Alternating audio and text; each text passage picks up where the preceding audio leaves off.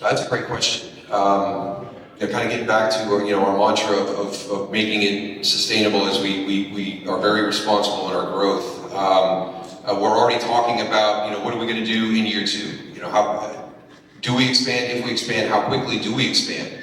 What is the model after year two? When do we? Because this is what everybody talks about here in Birmingham. Because you've had the 8 teams here, and then you had 2 teams here. When do we get Birmingham by themselves here all the time? When are they going to become our team? And they're here in Birmingham the entire season. That's the grand vision, is getting all of these teams into their home markets at some point. And that's been our vision from day one when we were the USFL. And that's what I mean when I talk about the key decision makers at the tops of both leagues. There had to be synergy in what their vision was moving forward. That's what I mean.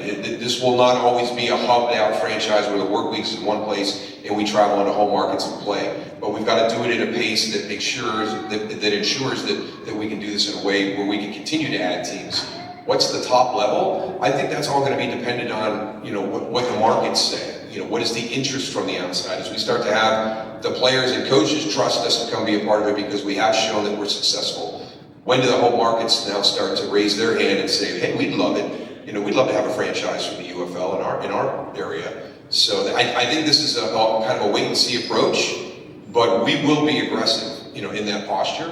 And there's already been conversations and a little bit of data done on, where could some of these next markets be for us, and let's make sure we're ahead of the curve, and we're not looking at something in the last moment. Let's control the process ourselves as the league, and let's us be the group that goes out and finds out where we think the best fit is.